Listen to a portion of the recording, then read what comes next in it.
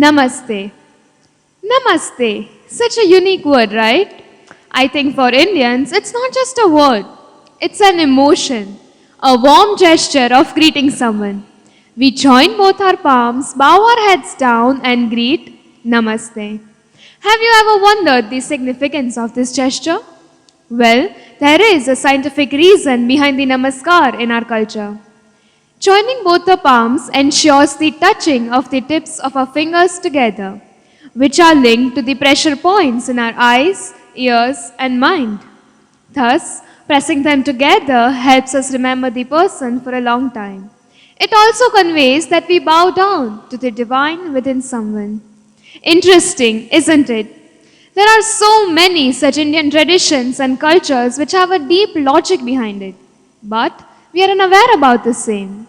Like, why do we put a dot on our forehead? Why do we consider lotus as so special? Why do we offer coconut during our worship? Why do we? It is important for us to know the reasons behind these traditions, because following them blindly does not make any sense, does it?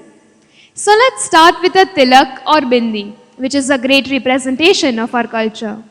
Both men and women apply tilak on various occasions. It might be red, orange, yellow, kumkum, chandan, bhasma, and so on.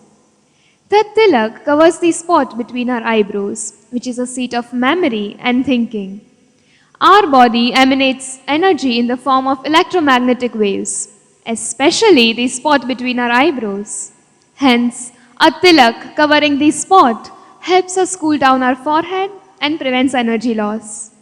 Another such tradition that we all follow is offering coconut during our worship. Whenever someone talks about going to a holy place, the first thing that comes to our mind is getting a coconut. So why do we crack open this dried coconut, offer it to the god, and then eat it as a prasad? The breaking of coconut symbolizes the breaking of a man's ego. The juice within, representing our inner desires, is offered with the white kernel, representing our mind. Thus, a mind purified by the touch of God is accepted as a prasad, a holy gift. Along with coconut as a prasad, we offer lots of flowers during our worship. Among all the flowers, lotus is considered as special and prosperous. There is a beautiful significance of this flower which gives us a message. The lotus blooms with the rising sun and closes at night. Similarly, our minds open up and expand in the light of knowledge. The lotus even grows in slushy areas, yet it remains beautiful and untamed, reminding us that even we should remain beautiful and pure within under all circumstances. The lotus leaf never gets wet, even though it is surrounded by water all the time. This symbolizes that a man of wisdom remains ever joyous, unaffected by the world of sorrow and change. Similarly, there are countless Indian practices which have a deep logic behind it. Like fasting on festive days helps us maintain a balanced diet when our bodies are constantly working. Touching the feet of our elderly not only highlights our respect for them, but doing the Danvat Pranam a few times is equal to doing a full body workout. Traditional ingredients like haldi, neem, kesar, chandan, etc. have great health benefits. These cultures and customs are not just a way of life. They convey or display some positive teaching or some healthy habit.